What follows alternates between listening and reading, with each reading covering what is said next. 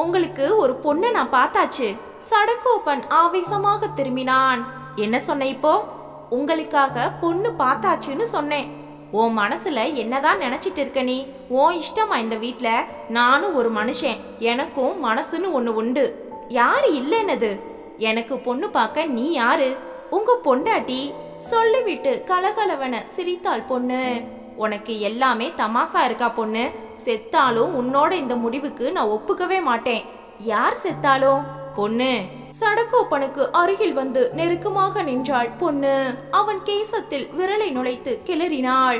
அவள் குரல் கரகரத்தது. எனக்கு எதுவுமே வேணாம், நான் அம்மாவாகணும். அழத் தொடங்கினாள். சடகோபன் சட்டென எழுந்து அவளை தன்னோடு சேர்த்து அணைத்து கொண்டான். அதுக்குத்தான் நமக்கு கொடுத்து வைக்கலையேம்மா. இல்லப்பா, உங்க ரத்தம், உங்க உணர்ச்சிகள், உங்களையே உரிச்சு வச்ச குழந்தை எனக்கு வேணும். அது ஏன் மூலமா கிடைக்கத்தான் தெய்வம் வாய்ப்பு தரல. இன்னொருத்தி மூலமா இந்த வீட்டுக்கு கிடைக்கட்டும். அப்புறம் நான் அம்மா தானே. என்ன பேச விடுறியா பொண்ணு? சொல்லுங்க. நீ இப்ப பாக்குறது குதிரை பார்வை. வாழ்க்கைய அப்படி பாக்குறது நிச்சயமா சரியில்லை. வரப்போறவ குழந்தைய பெத்து உன்கிட்ட தந்துட்டு அண்ணாந்த ஆகாயத்தை பார்த்துட்டு நடப்பாளா? சுமந்து பெத்தவளுக்கு அந்த பிள்ளை சொந்தம். இது உனக்கு முதல் அடி.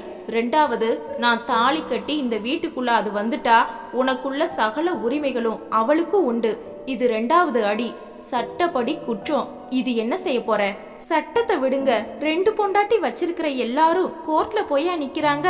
நான் தேர்ந்தெடுத்த பெண் ஒரு ஏழை குடும்பத்துல பிறந்தவ. வயசு 26. கஞ்சிக்கே வழி இல்லாத அவளுக்கு உரிமைகளும் பாதிக்கப்பட்டதால வாழ்க்கையும் நிச்சயமா பக்கத்துல இல்ல. அதனால வாயுள்ள ஊமையா இருந்தாலும் மனசு கேக்கும். அதனால நம்ம சொல்றதெல்லாம் புரியும்.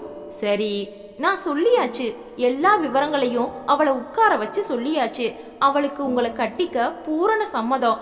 அவளுக்கு பாதுகாவலா இருக்கிற சித்தப்பா சித்திக்கு அவளை கலட்டி விட்டா போதும்னு இருக்கு. இந்த வீட்டுக்கு வர பானு தயாரா இருக்கா. ஆனா நான் தயாரா இல்லையே. நீங்க தயார் ஆகணும். இல்லைனா நான் தயாராக முடியாது. ஆக வேண்டாம். இதுதான் உங்க முடிவா? நிச்சயமா நீ இருக்க இன்னொரு பொண்ணை நான் ஒரு நாளும் ஒப்புக்க முடியாது. சட்டன அவனை விட்டு விலகிய பொண்ணும், எந்த பொண்ணும் எதிர்பார்க்கிற ஒண்ணுதான் தாய்மை. எனக்கு அது வாய்க்கல. இந்த பூமியில நான் வாழ்றதுல கடவுளுக்கே பொறுக்கல. என் முடிவை இனி நான் தேடிக்க வேண்டியதுதான். ஓடி போய் கதவை உள்ளே தாளிட்டு கொண்டாள். சடகோபன் மௌனமாக இருந்தான். அவனுக்கு எரிச்சலான எரிச்சல். பொண்ணு இன்றல்ல நேற்றல்ல கல்யாணமான இந்த 10 வருட காலத்தில் ஒரு சர்வாதிகாரி போலத்தான் நடந்து கொள்கிறாள். சடகோபன் சம்பாதித்து சம்பளத்தை அப்படியே அவள் கையில் கொண்டு வந்து தருவான். குறையும் பைசாக்களுக்கு கணக்கு கேட்டு அவனை துளைத்து விடுவாள். தேநீர் குடிக்க கூட அவள்தான் காசு தர வேண்டும். ஆனால் அனாவசிய செலவுக்கே இடம் தரமாட்டாள். சடகோபன் ஆரம்பத்தில் கோபப்பட்டாலும் அவளது சீரான நிர்வாகத்தை ஏற்றுக்கொண்டு அடங்கி போனான். தனக்காக ஒரு புது சேலையோ நகையோ வாங்கி கொள்ள மாட்டாள். அவரை கேட்கவும் மாட்டாள். இது உண்டா அது உண்டா என சராசரி கோரிக்கை போல புலம்ப மாட்டாள். எதிர்பார்ப்பு ரொம்பவும் குறைவு. சினிமா பிடிக்காது. இசைக்கும் அவளுக்கும் எட்டாத தூரம். பத்திரிகைகளை தொடக்கூட மாட்டாள். சடகோபனுக்கு எல்லா ரசனைகளும் உண்டு. ஆனால் தேனை தடவி தடவி எடுத்தது போல அப்படியே அற்புத சமையல் செய்வாள். வீட்டு தரையில் முகம் பார்த்து தலை சீவலாம். அத்தனை நேர்த்தியான வீட்டு பராமரிப்பு. பல வருடங்கள் காத்திருந்து பின் டாக்டரிடம் போய் சோதிக்க அந்த அதிர்ச்சிகரமான தகவல் வந்தது. அவளுக்கு கர்ப்பப்பை புற்றுநோய். அதை அகற்றிவிட்டால் ஆபத்து இல்லை என்று டாக்டர் கூற குமரி குமரி அழுதாள் 1 மாதம். பின்பு தெளிந்து தனக்கு குழந்தை பாக்கியம் இல்லை என்று அதை ஒப்புக்கொண்டாள். தத்தெடுக்கலாம் என்றான் சடகோபன். உங்க வாரிசுதான் வேணும். இதோ கடைசி முறையாக பெண்ணை கூட தேர்ந்தெடுத்த பின்பு சடகோபன் மறுக்கிறான். அவன் எழுந்தான். உள்ள போய் கதவை சாத்திட்டு என்ன செய்யற? ஜன்னல் பக்கம் போய் பார்த்தான். அலறிவிட்டான். ஸ்டூல் போட்டு கொக்கியில் அவளது சேலை ஒன்றை மாட்டி அது சரியாக இருக்கிறதா என இழுத்து பார்த்து அதை சமமாக்கி முடிச்சு போட முயன்றாள். பொண்ணு, என்ன செய்ய போற? தூக்கு போட்டுக்க போறேன். செருப்பால அடிப்பேன். என்னடி நினைப்பு உன் மனசுல? இந்த ஜென்மத்துல தாயாக முடியாதனா அந்த ஏக்கத்துல ஒரு நாள் சாவேன். அந்த மரணத்தை நான் உருவாக்க முடிவு பண்ணிட்டேன். கயிறு தயாராகிவிட்டது. நான் சொல்றத கேளுடி பொண்ணு. அவள் பேசவில்லை. தன் கழுத்தை அதற்குள் நுழைத்து கொண்டாள். பொண்ணு, வேணாண்டி. எல்லாம் தயாராக இருந்தது. அவள் சுருக்கை மாட்டி இழுத்து விட்டாள். பரலோகம்தான். என்ன மன்னிச்சிடுங்க. சுருக்கை இருக்க கைகள் முயல, வேண்டாம், அந்த பொண்ணை நான் கட்டிக்கிறேன், இது ஓ மேல ஆணை. நிஜமாத்தான் சொல்றீங்களா? ஆமா சொல்லிவிட்டு அவன் உருக பொண்ணு கழுத்தை விடுவித்து கொண்டு இறங்கினாள். அவர் கைகளை பிடித்து கொண்டாள். நிஜம்தானே? அது போது எனக்கு. இப்பவே புறப்படுங்க. பானுவை பார்த்துட்டு உடனே பாக்குவத்துல மாத்திரலாம், முகூர்த்தமும் குறிச்சிடலாம். எனக்கு யாரையும் பார்க்க வேண்டாம், நீ பார்த்தா போதும். 10 மாசத்துல பிள்ளை பெற போற ஒரு எந்திரத்தை நான் பார்க்கணும்னு கட்டாயம் இல்ல. கல்யாணம் வீட்டுல வச்சு நடந்தா போதும், நீ மட்டும் கூட இருந்தா போதும், புரியுதா? அடுத்த முகூர்த்தத்திலேயே தாலி கட்டிவிட்டான் பானுவின் கழுத்தில். சத்தியமாக சொன்னால் அவளை நிமிர்ந்து சரியாக கூட பார்க்கவில்லை. பார்க்க அவனுக்கு பிடிக்கவும் இல்லை. இதை பொண்ணு கவனித்துக் கொண்டுதான் இருந்தாள், பொருட்படுத்தவில்லை. கொஞ்சம் பெருமையாக கூட இருந்தது. விருந்து அமர்க்களம் என்று இரவு வரை கூடி இருந்தவர்களும் புறப்பட்டு போக பொண்ணு அவன் பக்கத்தில் வந்தாள். பட்டு வேட்டியே எடுத்துக்கங்க, சாந்தி முகூர்த்தம் இருக்கு. அவன் கட்டுப்பட்டான். த பாருங்க, இன்னைக்கு நல்ல நாள், எதையும் தள்ளி போடக்கூடாது. நான் உங்க கோபத்தையும் சம்பாதிச்சுட்டு இத்தனை பாடுபடுறது இதுக்காகத்தான். வாரிசு உடனே உருவாகணும், ஒரு நொடி கூட உங்களால தாமதம் ஆகக்கூடாது, புரிஞ்சுதா? அவன் பேசவில்லை. நான் போய் பானுவை தயார் பண்றேன். அவள் போய்விட்டாள். பொண்ணு மனதை புரிந்து கொள்ள முடியாதா? எதை விட்டு தந்தாலும் கணவனை விட்டு தர முடியாதவள் அவளை தன் கணவனின் சாந்தி முகூர்த்தம் நடத்த ஏற்பாடு செய்கிறாள். பாவம் பொண்ணு, குழந்தை ஆசை அவளை பந்தாடுகிறது. இங்கு ஒரு தாய் மனைவியை தோற்கடித்து விட்டாள். அவளை நினைக்க பரிதாபமாக இருந்தது. பொண்ணு உத்தரவிட்டதும் அந்த அறைக்குள் நுழைந்தான் சடகோபன். கதவு வெளித்தாளிடப்பட்டது. திரும்பினார். குனிந்த தலையோடு கையில் பால் செம்புடன் பானு நின்று கொண்டிருந்தாள். இவளை நான் சேர வேண்டும், இன்றே, இப்போதே. முடியுமா? ஏன், பொண்ணுவை தவிர யாரையும் தீண்டாத என் கரங்கள் இவளை தீண்டுமா? உடல் சேர்க்கை என்பது உணர்வு பூர்வமான ஒன்று. உடம்பை மட்டும் திருப்திப்படுத்தினால் போதுமா? மனது கேட்கும் கேள்விகளுக்கு பதில் வேண்டாமா? அவளை நெருங்கினான். கனைத்தான். அவள் தலையை உயர்த்தினான். ஏற்கனவே தயாரித்து வைத்திருந்த வசனங்களை இவளிடம் ஒப்பிக்க வேண்டும் என்றுதான் நெருங்கினான். ஆனால் அவள் முகம் பார்க்க அது முடியாமல் போனது.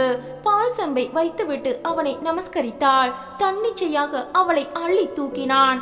அவனிடம் நிறைய பேச வேண்டும் என்ற தவிப்பு அந்த பெண்ணின் உருளும் விழிகளில் கூடியது. ஆனால் தைரியம் இல்லை, அதனால் முடியவில்லை. மிரண்ட அந்த விழிகள், அதில் கலந்திருந்த கணிசமான பீதி.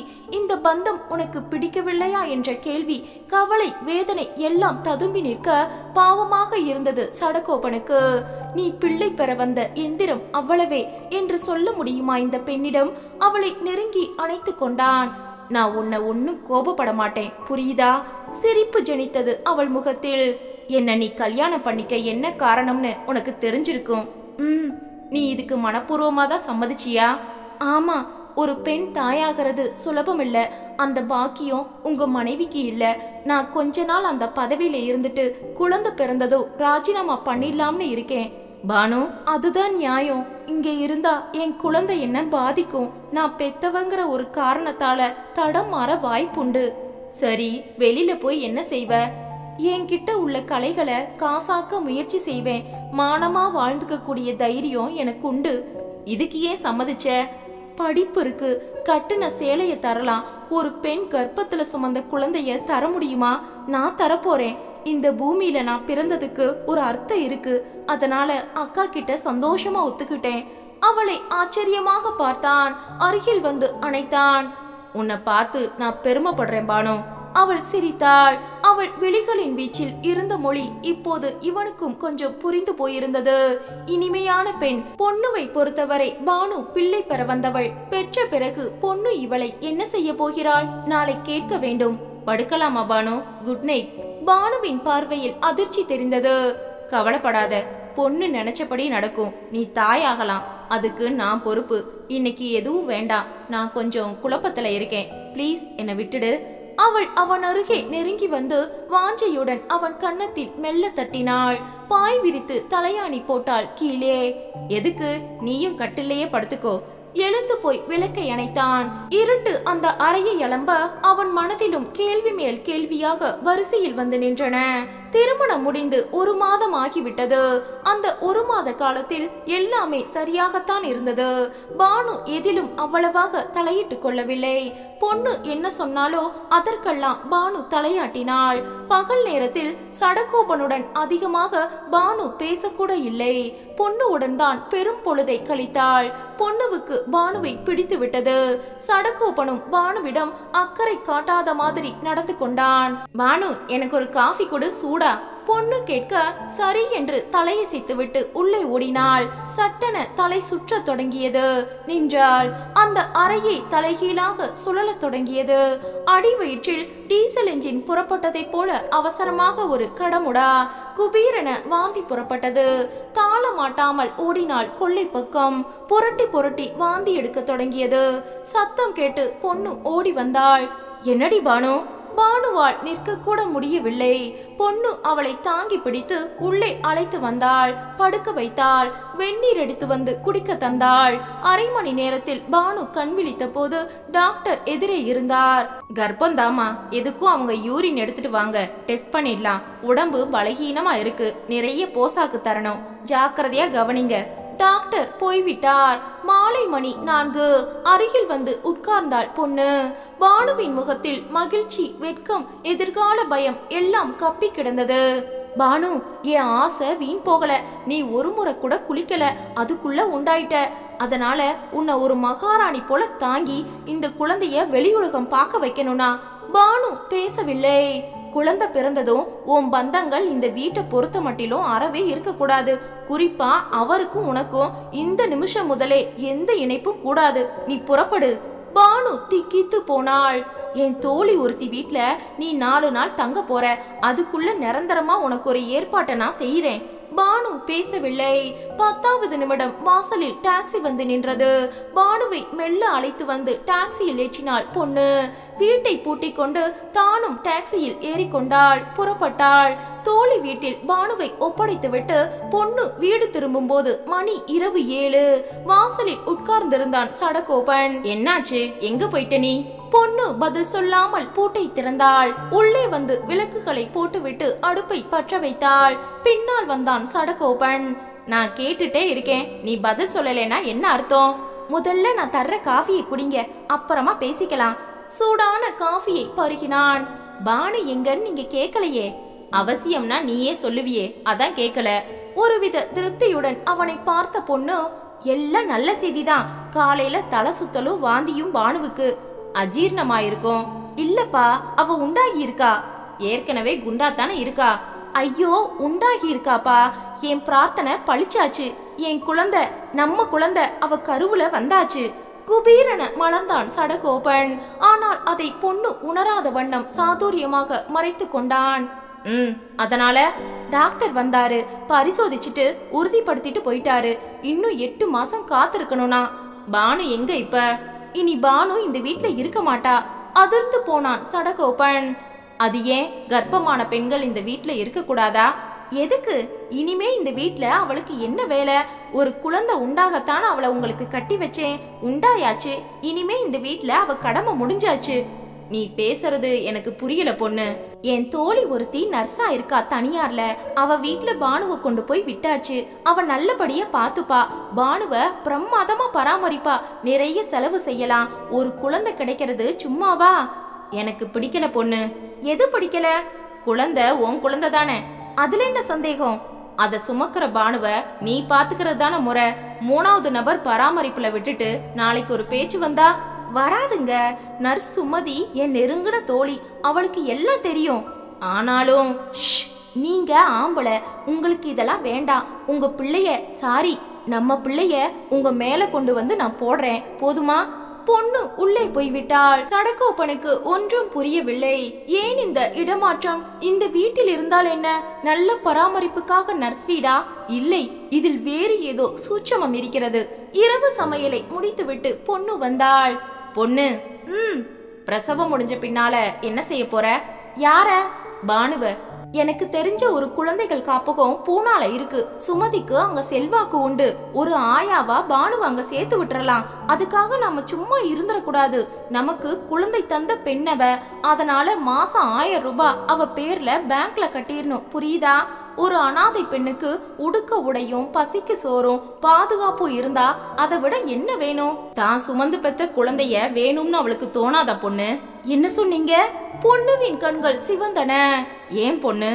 இது வாடகை வயிறுன்னு சொல்லித்தான் உங்க தாலிய அவ கழுத்துல ஏத்தி இருக்கேன். அத வார்த்தையோட சொல்லாம எழுதி கையெழுத்தும் வாங்கி இருக்கேன். படிக்கிறீங்களா பத்திரத்தை?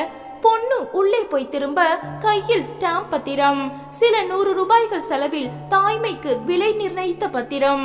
பொண்ணுவா கொக்கா முன்னேற்பாடுகள் செஞ்சுட்டு தான் இதுல இறங்குனேன். சடகோபன் பேசவில்லை. அதெல்லாம் ஒரு பிரச்சனையும் இல்ல, நீங்க கவலையே பட வேண்டாம். ஏன் பொறுப்பு இது. சாப்பிட வாங்க. சடகோபன் ஜீவனில்லாமல் பேருக்கு சாப்பிட்டு வைத்தான். படுக்க போய்விட்டான். பொண்ணு தன் வேலைகளை முடித்து கொண்டு அருகில் வந்து படுத்தாள். சடகோபனுக்கு உறக்கம் வரவில்லை. ஒரு சிகரெட்டை எடுத்து பற்ற வைத்து கொண்டு மொட்டை மாடிக்கு வந்தான். இந்த 1 மாத காலத்தில் பானு அவன் மனதில் பெரிய அளவுக்கு இடம் பிடித்தது எப்படி என்று இப்போதும் அவனுக்கு புரியவில்லை. அந்த 30 நாள் முழுமையில் ஒரு முழு ஜென்மம் வாழ்ந்து முடித்த திருப்தியில் ஒரு மாதிரி நெகிழ்ந்து கிடந்தான் சடகோபன். இதோ பானு கர்ப்பமாகிவிட்டாள். பொண்ணு குண்டை தூக்கி போடுகிறாள். ஏன் இனி நான் பானுவை பார்க்கவே முடியாதா? சுமதியிடம் போன் நம்பரை வாங்கி கொண்டு என்னை சுற்றினாள் பானு. அக்கா, நான் பானு பேசுறேன். உனக்கு யார் போன் நம்பர் தந்தது? சுமதி அக்கா. என்ன விஷயம்? நேத்திக்கு நீங்க வரலையே. உங்களை ஒரு நாளைக்கு பார்க்கலனா மனசுக்கே பிடிக்கலக்கா. இன்னும் கொஞ்ச நேரத்துல வர்றேனா. இனிமே நீ போன் பண்ணக்கூடாது தெரியுமா? சரிக்கா. 1 மணி நேரத்தில் வந்து விட்டாள் பொண்ணு. அவள் முகத்தில் சிரிப்பில்லை. ஏன் போன் பண்ணுன? அக்கா, உனக்கு இதுதான் வீடு. நானோ சுமதியோ சொல்றதுதான் உத்தரவு, புரியுதா? அதை நீ மீறவே கூடாது. எந்த செயலும் எதிர்மறையான நினைவுகளை உண்டாக்குனா அப்புறம் நான் மனுஷியாவே இருக்க மாட்டேன். உங்க கோபத்துக்கு என்னக்கா காரணம்? நான் ஒரு தப்பு செய்யலையே. ஆயா பாத்துக்கங்க. அவள் வாசலுக்கு வர சுமதி உள்ளே நுழைந்தாள். ஏன் அவளுக்கு போன் நம்பரை கொடுத்த? அதனால என்ன பொண்ணு? வா இப்படி. தனியாக அழைத்து வந்தாள். புரியலையா உனக்கு? இவ போன் பண்ற நேரம் அதை அவர் எடுத்தா என்ன? சின்ன ஒரு பொறி கூட பெரிய நெருப்பாகும் சுமதி. உனக்கு மனிதர்களோட உடம்ப தெரிஞ்ச அளவுக்கு உள் மனச புரியல. உனக்கு அவசியம் இல்லாத பயம் பொண்ணு. இவ கர்ப்பம்னு சொன்னப்ப எந்த டென்ஷனும் இல்லாம இருந்தார் உன்னவர்னு நீதானே சொன்ன? ஆமா. அவளை பத்தி அப்புறம் விசாரிச்சாரா? இல்ல, மாட்டார். அவருக்கு நாட்டம் இல்ல. உனக்காக கட்டுப்பட்டார். இவளை தாய்மை அடைய வச்சார். விலகுனதும் என்ன காரணம்னு கேட்கல. நீ கொடுத்து வச்சவ பொண்ணு. பொண்ணுவின் முகத்தில் கலக்கம் மறைந்து சிரிப்பு உதித்தது. நீ சொல்றது நிஜம்தான். நான் தான் எல்லாத்தையும் மிகைப்படுத்துறேன். அப்படி எதுவும் நடக்கிறதே இல்ல. சரியா தானே இருக்கா பானு? ரொம்ப சரியா. நீ தைரியமா இருடி. இவர்கள் பேசிக் கொண்டிருந்த அதே நேரம் சுமதி வேலை பார்க்கும் அந்த மருத்துவமனைக்குள் நுழைந்தான் சடகோபன். சிஸ்டர் சுமதி இல்லையா? டியூட்டி முடிஞ்சு வீட்டுக்கு போயாச்சு. அவங்க நம்பர் இருக்கா? நான் அவசரமா அவங்க கூட பேசணும். ரிசப்ஷனிஸ்ட் தந்தாள். சடகோபன் அதை குறித்து வைத்துக் கொண்டான். காலையில் பொண்ணு பேசும்போது எதிர்முனையிலிருந்து பானு என்பதை உரையாடலின் மூலம் புரிந்து கொண்டு விட்டான். பாவம் பொண்ணு. என்னோடு 1 மாத காலம் வாழ்ந்தவள். ஒரு யுகம் போல அந்த நாட்களை இனிப்பாக ஆக்கியவள். இன்று என் சிசுவை சுமக்கும் பெண். அவளை நான் பார்க்க வேண்டும். அவளுடன் நான் பேச வேண்டும். முடியுமா? முடிய வேண்டும். முதலில் அந்த தொலைபேசி எண், பிறகு மற்றவை. குறித்து வைத்துக் கொண்டு ஓசைப்படாமல் அலுவலகம் வந்து விட்டான். அடுத்த நாள் காலை அலுவலகம் வந்ததும் சரியாக 10:15க்கு டயல் செய்தான் சடகோபன். ஆயா எடுத்தாள். நர்ஸ் சுமதி இருக்காங்களா? இல்ல. நீங்க யாரு? நண்பர். அப்புறமா போன் பண்றேன். 10 நிமிடங்கள் கழித்து திரும்பவும். இந்த முறை பானு எடுத்து விட்டாள். ஆயா ஓடி வந்தாள். ஹலோ, நீயா பானு? நான் சடகோபன் பேசுறேன். பானுவுக்கு உடம்பு ஜில்லென்று ஆகிவிட்டது. அவனது கரகரப்பான குரலை கேட்டதும் கண்கள் கூட சட்டென தழும்பி விட்டது. யாரம்மா? ஆயா கேட்டாள். அக்காதான். ஆயா போய்விட்டாள் உள்ளே. என்ன பானு பேசல? பேச முடியல. சின்ன குரலில் அழுகை கலந்து சொன்னாள். அலறியா? இல்ல, நான் எதிர்பார்க்கல. என்ன பார்க்கணும்னு தோணுதா பானு உனக்கு? பின்ன இல்லையா? வழி தெரியலடா. ஆனா வழி பண்றேன் நானே. நீ பொறுமையா இரு. என் ஆபீஸ் நம்பரை சொல்றேன். எங்கேயும் எழுதி வைக்காத. மனசுக்குள்ள குறிச்சுக்கோ. சொல்லுங்க. ஒற்றை ஒற்றையாக எண்களை நிதானமாக சொன்னான். போதுமா? மனசுல பதிஞ்சாச்சா? உங்களுக்கு சொந்தமான எல்லாமே என்கிட்ட தானே பதிவாகுது. வாசலில் ஆட்டோ வந்து நிற்க, அக்கா வந்தாச்சு, அப்புறமா பேசிக்கலாம், வச்சிடுங்க. ரிசீவரை அவள் வைப்பதை உள்ளே நுழையும் பொண்ணு பார்த்து விட்டாள். யாரு போன்? சுமதியா? இல்லக்கா, ஏதோ ராங் நம்பர். மருந்தெல்லாம் ஒழுங்கா சாப்பிடுறியா? நாளைக்கு உனக்கு செக்கப், ஒரு ஸ்கேன் பார்க்கணும்னு டாக்டர் சொல்லி இருக்கார். காலையில யூரின் போகாத, அடக்கி வை. அக்கா, இப்ப ஸ்கேன் பண்ணி பார்த்தா வயித்துல இருக்கிறது ஆனா பொண்ணான்னு தெரிஞ்சிடுமில்ல? பானு, எந்த குழந்தையா இருந்தா உனக்கு என்ன? அதோட அம்மா நான், நீ இல்ல. நீ வெறுமனே வாடகை வயிறு மட்டும்தான். அதனால அனாவசியமா கவலைப்படாத. மின்சாரம் பாய்ச்சியது போல அதிர்ந்தாள் பானு. ஆயாவின் சொந்த அண்ணன் விபத்தில் இறந்து போனதாக தகவல் வந்திருந்தது. ஆயா உடனே அங்கேயே குரல் எடுத்து அழத் தொடங்கினாள். தொலைபேசி மூலம் நர்ஸ் சுமதியை உடனடியாக தொடர்பு கொண்டாள் பொண்ணு. விபரம் சொன்னாள். அரை மணி நேரத்துல வந்துடுறேன். சுமதி வந்து ஆயாவை பணம் கொடுத்து உடனடியாக அனுப்பி வைத்தாள். நாளையில இருந்து என்ன செய்வ சுமதி? எதுக்கு? பானு தனியா இருப்பாளே, இருக்கலாமா? இனி பயம் இல்ல பொண்ணு. அந்த கட்டத்தை பானு கடந்தாச்சு. நீ வழக்கம் போல வந்து பாத்துக்க. பானு தனியா இருந்துக்கலாம். ஒரு அவசர உதவினா எனக்கோ உனக்கோ டெலிபோன் பண்ணலாம் இல்லையா? சரி. மறுநாள் காலை 10:15 போன் செய்தான் சடகோபன். எப்படிமா இருக்க? என்னங்க, அந்த ஆயா கூட இப்ப இல்ல. நீ தனியாவா இருக்க? நாளைக்கு நர்ஸ் சுமதிக்கு என்ன டியூட்டி? வழக்கம் போல பகல் டியூட்டி. சாயங்காலம் 6 மணிக்கு தான் திரும்புவாங்க. குட். பொண்ணுவுக்கு விளக்கு பூஜை ஏதோ ஒரு கோவில்ல. காலையில சீக்கிரமே போறா, சாயங்காலம் தான் திரும்புவா. நான் லீவு போட்டுட்டு அங்க வர்றேன். பயமா இருக்குங்க. எதுக்கு? இதை விட்டா நமக்கு சந்தர்ப்பம் அமையாது. நான் வர்றேன் பானு, நீ கவலைப்படாத. சரிங்க. அன்றைய பொழுதை கஷ்டப்பட்டு ஓட்டினாள் பானு. மறுநாள் எப்போது விடியும் என்று இரவில் கூட உறங்காமல் காத்திருந்தாள். சரி பானு, நான் வர்றேன், சாப்பிட்டு ரெஸ்ட் எடு. போய்விட்டாள் சுமதி. சரியாக 10:30 வந்து விட்டான் சடகோபன். உள்ளே நுழைந்து கதவை தாளிட்டான். எப்படிமா இருக்க? தாள மாட்டாமலே அவன் மார்பில் சரிந்து பெரிதாக அழத் தொடங்கினாள். அவனுக்கும் கலங்கிவிட்டது. அழுது ஓய்ந்து விடுபட்டாள். உடம்பு ரீதியா ஒரு மகாராணி மாதிரி நடத்தப்படுறேன், அப்படி தாங்குறாங்க அக்கா. அவங்க குழந்தையாச்சே. நான் கர்ப்பம்னு தெரிஞ்சதும் செய்திய உங்ககிட்ட நானே சொல்லிடணும்னு எப்படி எல்லாம் ஆசைப்பட்டேன் தெரியுமா? உங்களை பார்க்க துடிச்சேன். எனக்கு மட்டும் அது இல்லையா? நானும் பொண்ணுவுக்கு அடிமையாத்தான் இருக்கேன். என்னங்க சொல்லுடா. முதல்ல பத்திரம் எழுதி தந்தேன், விலகவும் தயாராத்தான் இருந்தேன். ஆனா குழந்தை வளர வளர மனசு மாறுதுங்க. நீ என்ன சொல்ற? என் குழந்தையை விட்டு என்னால இருக்க முடியாதுங்க. நான் பயப்படுறேன். கலவரத்துடன் அவளை பார்த்தான் சடகோபன். இத நான் எதிர்பார்த்தேன். ஆனா பொண்ணு ஒரு காலம் இதுக்கு சம்மதிக்க மாட்டா பானு. நீயும் ஒத்துக்கிட்டு தான் வந்திருக்க. நீங்க தொட்டு தாலி கட்டுன மனைவினா தெரியும். அக்காவோட வாழ்க்கைய நான் ஒரு காலம் பங்கு கேட்கல. குழந்தைய வளர்க்குற ஆயாவா நானும் அந்த வீட்டுல ஒரு மூலையில இருந்துக்க கூடாதா? ஏதோ ஒரு குழந்தைகள் காப்பகத்துல நான் ஏன் வேலை செய்யணும்? நிச்சயமா பொண்ணு ஒத்துக்க மாட்டா. நீங்க பேசி பாருங்களேன். எப்படிமா? பொண்ணுவ பத்தி உன்னை விட எனக்கு அதிகமா தெரியும் பானு. இது பெரிய கலவரமா வெடிக்கும். பானு பேசவில்லை. சரி, அவசரப்படாத. உனக்கு இது 4வது மாசம் தானே, இன்னும் அவகாசம் இருக்கே, அப்ப பாத்துக்கலாம். என்னங்க, என் கையால உங்களுக்கு ஏதாவது செஞ்சு தரலாம்னா கூட வழி இல்ல. பரவாயில்ல பானு, உங்களைத்தான் நான் நம்பி இருக்கேன். என்னை என் குழந்தையை விட்டு மட்டும் பிரிச்சிடாதீங்க. அவளை இறுக அணைத்து கொண்டான். அந்த அணைப்பு படிப்படியாக இறுகி இறுதியில் அது சேர்க்கையில் முடிந்தது. அவன் விடுபட்டு விலகினான். நேரம் 3 மணி. சரி, நான் புறப்படுறேன் பானு. இனிமே எப்ப வருவீங்க?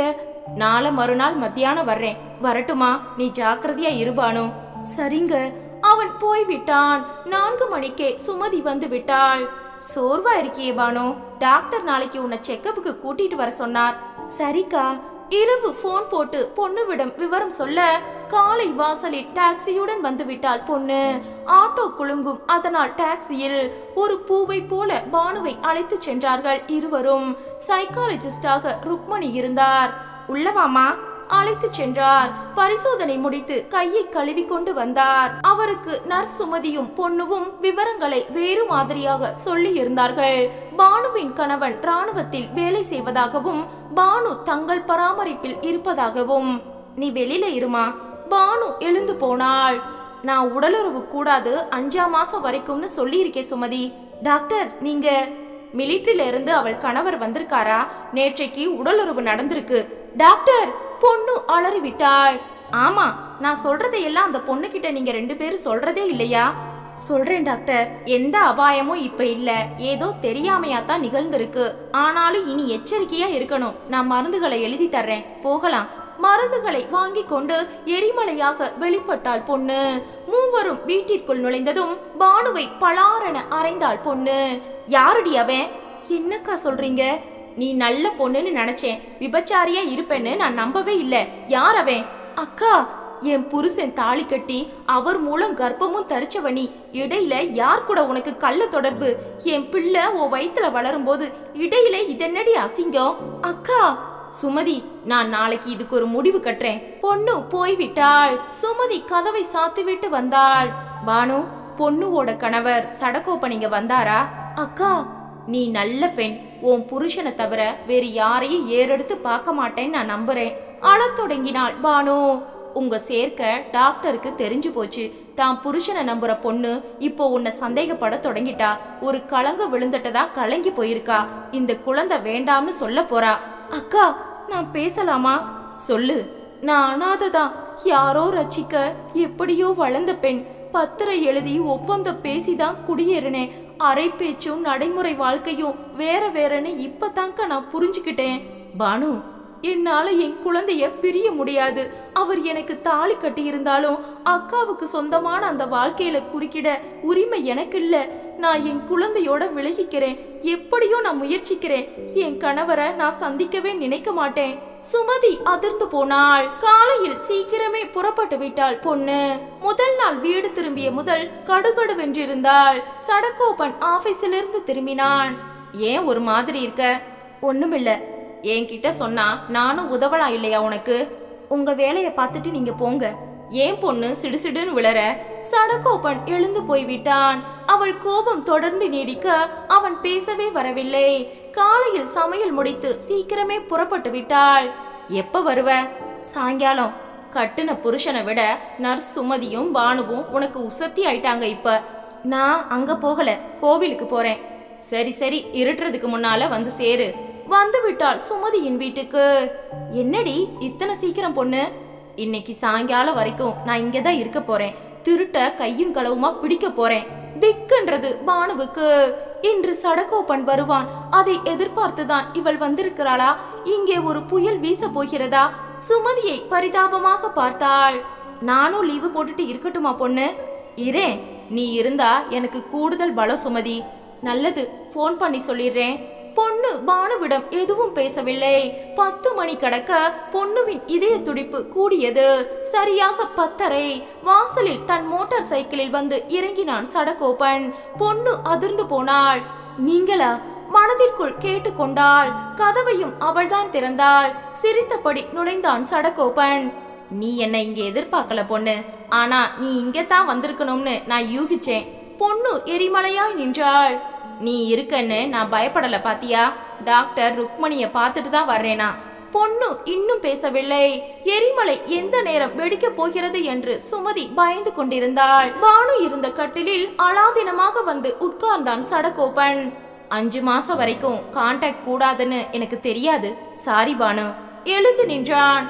பேசு பொண்ணு, உன்கிட்ட இருக்கிற ஆவேசத்தை கொட்டி தீத்துடு. கமான். நீ மனுஷன்தானா? ஒரு வசனத்தில் தொடங்கினாள் பொண்ணு. எப்பவும் மனுஷனா இருக்கணும்னு ஆசைப்படுறேன். அதனாலதான் நேரடி சந்திப்ப நான் தவிர்க்கல. எழுந்திரடி. பானுவின் முடியை கொத்தாக பிடித்து தூக்கினாள் பொண்ணு. சுமதி ஓடி வந்து தடுத்தாள். பொண்ணு, என்ன செய்யற நீ? அவ ஒரு கர்ப்பிணி. இனிமே அந்த குழந்தை எனக்கு வேணாம், கலைச்சிடலாம். என்ன உளர்ற? என்ன மீறின திருட்டுத்தனம் எப்ப நடந்தாச்சோ அப்பவே இந்த குழந்தை வேண்டான்னு நான் முடிவு பண்ணிட்டேன். இது திருட்டுத்தனம் இல்ல பொண்ணு, நிச்சயமா இது கள்ளத்தனம் தான். விடு பொண்ணு, அவ எனக்கு வப்பாட்டி இல்ல, தாலி கட்டுன மனைவி.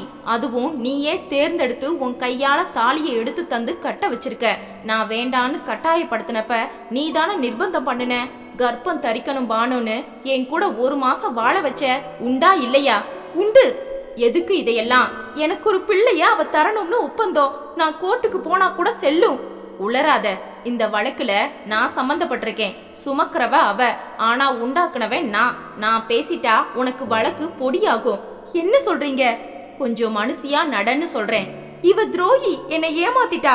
இல்ல, சுமக்கும் போதுதான் ஒரு பெண்ணால தன்னை உணர முடியும். அவளும் தாய்மைய உணர்ந்துட்டா. அதனால விட்டு போக மனம் இல்ல. என் பிள்ளைய சுமக்கிற அவளை பார்க்கணும்னு நான் ஆசைப்பட்டேன், வந்தேன். என்ன தப்பு? அக்கா, நீ பேசாதடி. ஏன்? அவ பேசினா என்ன? அவ பேசட்டும், நீ சொல்லு பானு. நான் உங்க வாழ்க்கையில குறுக்கிட மாட்டேன்கா. என் குழந்தைய மட்டும் என்கிட்ட இருந்து பறிக்காதீங்க, நான் போயிடுறேன். இல்ல, இந்த குழந்தைய நீ பெறக்கூடாது. பொண்ணு, என் கணவரோட விதை அது, ஓ மூலம் காக்க கூடாது. என் கணவனோட குழந்தைக்கு நான் மட்டும்தான் தாயா இருக்க முடியும். த பாரு பொண்ணு, உளராத. இல்ல, நான் சொன்னபடிதான் நடக்கணும். என்ன நடக்கணும்? அவளுக்கு அபாஷன் நடக்கணும். சுமதி குறுக்கிட்டாள். நாலு முடிஞ்சு இது 5ஆம் மாசம். அது கஷ்டம் பொண்ணு, 2வது பாவமும் கூட. இருங்க சுமதி. சரி, அபாஷன் நடந்த பின்னால முடிஞ்சது, எல்லாம் முடிஞ்சது. பானுவ அவ எப்படியோ போகட்டும், எனக்கு என்ன? எனக்கு ஒரு குழந்தைய பெத்து தர முடியாதவ இருந்தா என்ன, செத்தா என்ன? முகம் சிவந்தது சடகோபனுக்கு. நீதான் பேசுறியா பொண்ணு? நானே தான். நீ மனுஷியாங்கிற கேள்வி அப்புறமா, முதல்ல நீ ஒரு பெண் தானா? என்ன பேசுறீங்க? உன் சொல்படி நடக்கலனா சுமக்கிறவ கலைக்கணும், அவளும் எப்படியோ போகலாம். ஆமா மாட்டா. நான் தாலி கட்டுன பெண் பானு, என்னோட 1 மாசம் காலம் வாழ்ந்து இப்ப என் குழந்தைய சுமக்கிறவ. அதனால அவளை நான் விட முடியாது. அப்படின்னா என்ன விட்டுற போறீங்களா? இல்ல, ஒரே வீட்ல 2 மனைவிகள் வாழ முடியலனா தனித்தனியா ஏற்பாடு பண்றேனா? அவளை விட்டுற முடியாது. நீ இணந்து வாழ விரும்புனா இவ சுமக்கிற குழந்தைக்கு அம்மாவா இரு, இல்லைன்னா பேசாத. சுமதி, அவளை வெளியே துரத்துடி. சாரி பொண்ணு, நான் ஒரு நர்ஸ். மற்ற பெண்களை விட கூடுதல் இரக்கமும் தாய்மையும் கொண்டவள் தான் நர்ஸ். பானு இங்க இருந்து போக மாட்டா. பணம் தர்றது நான், நீ தர வேணாம், நானே பராமரிச்சுக்கிறேன். நீயும் துரோகி. இல்ல பொண்ணு, நீ நினைச்ச மாதிரி தான் உலகமே இயங்கணும்னு நினைக்கிறது தப்பு. எல்லாரும் மனுஷங்க, எல்லாருக்கும் உணர்ச்சிகள், நெகிழ்வுகள், ஏக்கங்கள் இருக்கும். இங்க உன்னையே நீ சுத்திட்டு இருக்காம ஒரு முறை உலகத்தையும் கண்களை திறந்து பாரு. விருட்டன திரும்பினாள். இதுக்கெல்லாம் ஒரு முடிவு கட்டலன்னா நான் பொண்ணு இல்ல. தற்கொலை பண்ணிக்க போறியா? இல்ல, நான் கோழை இல்ல. சொல்லிவிட்டு பானுவின் அருகில் வந்தாள் பொண்ணு. அவளையே பார்த்தாள். அடுத்த நொடியே அது நிகழ்ந்து விட்டது. தன் காலை தூக்கி பானுவின் அடி வயிற்றில் ஆவேசமாக இறக்கினாள். பானுவின் மரண கூச்சல் ஒன்று கிளம்பியது. சடகோபன் வெறியாகி பொண்ணுவின் கூந்தலை பிடிக்க முயல, சடகோபன், இப்ப கோபத்துக்கு நேரம் இல்ல, சீக்கிரம் வண்டி கொண்டு வாங்க. சடகோபன் ஓடினான். பானு புழு போல துள்ளி துள்ளி துடித்தாள். அடி பாவி, நீ பெண்ணா பேயா? பொண்ணுவை பார்த்து சுமதி கூச்சலிட்டாள். எனக்கு கிடைக்காதது அவளுக்கு வேண்டாம். அது மட்டும் இல்ல, என் புருஷனோட வாரிசு இன்னொரு வயித்துல இனி வளராது, வளர விட மாட்டேன். டாக்ஸி வந்து நிற்க ஓடி வந்தான் சடகோபன். அவனும் சுமதியுமாக அவளை பிடித்து டாக்ஸிக்குள் கிடத்தினார்கள். பொண்ணு வாசலுக்கு வர சுமதி பூட்டினாள். பொண்ணு அங்கேயே நின்றாள். டாக்ஸி புறப்பட்டு போனது. ஆஸ்பத்திரியில் டாக்டரிடம் வேறு விதமாக விவரத்தை சொன்னாள் சுமதி. ஆபரேஷன் தியேட்டருக்கு எடுத்து செல்லப்பட்டாள் பானு. சடகோபன் வெளியே தவித்துக் கொண்டிருந்தான். இவள் மனுஷிதானா? கர்ப்பிணி பெண்ணின் வயிற்றில் மிதித்த முதல் பெண். இந்த பேயுடன் இனி வாழ்க்கை நடத்த முடியாது. இவளுக்கு ஒரு முடிவு கட்டிவிட வேண்டும். என்ன வயிற்று பானுவுக்கு? என்ன நேரும்? அன்று மாலைதான் டாக்டர் அவனை அழைத்தார். சுமதி ஓரளவு டாக்டரிடம் விவரம் சொல்லி இருந்தாள். சொல்லுங்க டாக்டர். தெய்வாதீனமா குழந்தைய எதுவும் பாதிக்கல. பானு எப்படி இருக்கா டாக்டர்? நிறைய பலவீனம். இந்த குழந்தைய நல்லபடியா அந்த பெண் பெற்றுட்டா உங்க அதிர்ஷ்டம் டாக்டர். என்னால முடிஞ்ச வரைக்கும் பிரசவத்தை சுலபமாக்க பாக்குறேன், அப்புறம் கடவுள் கையில. சடகோபன் ஒரு முடிவோடு எழுந்தான். உள்ளே நுழைந்தான் சடகோபன். ஹாலில் தான் இருந்தாள் பொண்ணு. அவளை திரும்பி கூட அவன் பார்க்கவில்லை. தன் அறைக்குள் நுழைந்தான். உடைகளை மாற்றினான். விளக்கணைத்து கட்டிலில் விழுந்தான். பொண்ணுவுக்கு அவனது மௌனம் பெருத்த தண்டனையாக இருந்தது. ஆவேசத்துடன் வருவான் என்று அவளும் சண்டை போட காத்திருந்தாள். ஆனால் அலைக்கடலின் அடியாளம் போல் இருந்தது அவன் மௌனம். பயமாக இருந்தது. அந்த அறைக்குள் நுழையாமல் ஹாலில் படுத்து விட்டாள் பொண்ணு. விடிந்த பிறகுதான் விழித்தாள். பல் தேய்த்து விட்டு அடுக்களை விளக்கை போட்டாள். வாசல் கதவு பக்கம் பால்கவர், அருகில் ஆங்கில நாளிதழ். எழுந்திருக்கவில்லையா அவன்? எட்டி பார்த்தாள். சடகோபன் தலைவாரி கொண்டிருந்தான். கட்டிலின் மேல் 2 பெட்டிகள். திடுக்கிட்டாள் பொண்ணு. உள்ளே நுழைந்தாள். என்ன இது? பெட்டிகள் தெரியும். எங்க புறப்பாடு? நிரந்தரமா இந்த வீட்டை விட்டு. என்ன சொல்றீங்க? உன்ன மாதிரி ஒரு பேயோட வாழ நான் தயாரா இல்ல. விவாகரத்துக்கு மனு போட்டு சட்டப்படி உன்னை ரத்து செய்ய என்னால முடியும். அத நான் விரும்பல. மனசே ரத்து பண்ணின பின்னால மத்ததெல்லாம் சாதாரணம். ஒவ்வொரு வார்த்தையும் ஒவ்வொரு தோட்டாக்கள். தாழ முடியவில்லை பொண்ணுவாள். நான் உங்க மனைவி. அப்படியா? தாலி கட்டுனதுக்காக உன் ஜீவனத்துக்கு வேண்டிய பணம் வீடு தேடி வரும், போதாதா? நான் பணத்துக்காகவா உங்க கூட 10 வருஷமா வாழ்ந்தேன்? எனக்கு தெரியாது. ஆனா நீ ஏன் கர்ப்பம் தரிக்கலன்னு இப்ப எனக்கு புரிஞ்சு போச்சு. ஏன்? ஒரு தாயோட கர்ப்பத்துல எட்டி உதைக்கிற அளவுக்கு சிந்தனை சீரழிஞ்சு கிடக்கிற உனக்கு கடவுள் எப்படி தாய்மை பதவியை தருவார்? மட்டமான பெண்ணி. நெஞ்சில் நெருப்பை வாரிக்கொட்டும் அவனை தவிப்புடன் பார்த்தாள் அவள். நான் புறப்படுறேன். என்னை விட்டுட்டு அவ கூட வாழ போறீங்களா? வாழ்ற அளவுக்கு அவளை கடவுள் விட்டு வைக்கட்டும். என்ன சொல்றீங்க? குழந்தைக்கு ஆபத்தில்ல. ஆனா பிரசவம் வரைக்கும் பானுவை பத்தி டாக்டர் நம்பிக்கை தெரிவிக்கல. இதெல்லாம் இதயமில்லாத உனக்கே. ஒரு குழந்தைக்கு தாயாக நீ ஆசைப்பட்டது தப்பு இல்ல. ஆனா முடிவு உன் புருஷனையும் இழக்கிற துர்பாக்கியம் உனக்கு. நான் வர்றேன். மளமளவென நடந்தான். பின்தொடர்ந்து போகவில்லை பொண்ணு. உள்ளே ஒரு அக்னி ஆறு ஓடிக்கொண்டிருந்தது. குழந்தை கிடைப்பது ஒரு புறம். என் மேல் உயிரையே வைத்திருந்த என் கணவனும் என்னை விட்டு போகிறான். ஓ கூடாது, அவனை நான் இழக்க கூடாது. ஆனால் அவனை என் பக்கம் இனி திருப்ப முடியாது. ஆரம்பம் முதலே ஆரவாரம், அடக்குமுறை. 1 வருடமா 2 வருடமா 10 வருடங்கள் பாடாய் படுத்தி விட்டேன் அவனை. இப்போது உச்சகட்டமாக அவனது வாரிசை கால் ஓங்கிவிட்டேன். எப்படி அவன் இனி என் முகத்தில் விழிப்பான்? பிரசவம் வரைக்கும் பானுவை பற்றி டாக்டர் நம்பிக்கை தெரிவிக்கவில்லை. கடவுளே, அந்த பெண் இறந்து போகுமா? ஓ கூடாது. அவள் இறந்து விட்டால் அதற்கும் காரணம் நான் தான். ஒரு வகையில் இது கொலை. தாய்மை சுமந்த ஒரு பெண்ணை துடிதுடிக்க கொன்ற பாவி நான் என்றாகிவிடும். அதுதான் நிஜம். அடுத்த 5 மாத காலம் பகுதியில் ஓடி மறைய அன்று காலையில் பிரசவ வலி தொடங்கிவிட்டது பானுவுக்கு. வீட்டை விட்டு வெளியேறிய அந்த 5 மாதங்களில் நர்ஸ் சுமதி வீட்டில்தான் தங்கினான் சடகோபன். 1 வாரம் ஓடியதும் பொண்ணு அலைய குலைய வந்து நிற்பாள் என்று எதிர்பார்த்தாள் சுமதி. 1 வாரம் என்ன, 1 மாதம் முடிந்தும் பொண்ணு எட்டி கூட பார்க்கவில்லை. சடகோபனும் கவலைப்படவில்லை. முதல் தேதியில் ஆள் மூலம் பணம் மட்டும் அனுப்பினான். பெற்று கொண்டதற்காக பொண்ணுவின் கையெழுத்து அத்தாச்சி. சுமதிக்கு புரியவில்லை. தன் செயல் நியாயம் என்று இன்னமும் நம்புகிறாளா? வெறுத்து போனது சுமதிக்கு. ஒரு போன் கூடவா பண்ண மாட்டாள்? இதோ பிரசவ வலி எடுத்தாகிவிட்டது. உடனே மருத்துவமனையில் சேர்த்துவிட்டு தகவல் தந்தாள் சடகோபனுக்கு. சிசேரியன் என்று அவனிடம் கையெழுத்து வாங்கி கொண்டார்கள். இரத்த அழுத்தமும் நிறையவே இருந்தது. டாக்டருக்கு பானுவின் கேஸ் கொஞ்சம் கவலை தரத்தான் செய்தது. வழி எடுத்து சுமார் 7-8 மணி நேர போராட்டம். வெளியே புழு போல துடித்தான் சடகோபன். இரவு 8க்கு டாக்டர் வெளிப்பட்டார். ஆண் குழந்தை சடகோபன். டாக்டர், பானுவுக்கு உயிராபத்து இல்ல. நினைவு திரும்ப 1 நாள் ஆகும். ஆனா 6 மாசம் படுக்கையில வச்சு பார்க்கணும். பயப்பட வேண்டாம், உங்களுக்கு அதிர்ஷ்டம் இருக்கு. சுமதி உற்சாகமாக வீடு திரும்பினாள். வாசலில் பொண்ணு. நீயா பொண்ணு?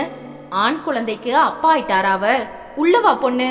இல்ல சுமதி, நீ சொன்னியே முன்னால ஒரு குழந்தைகள் காப்பகத்துல பானுவுக்கு வேலை இருக்குன்னு. அங்க என்ன சேர்த்து விட்டுடு.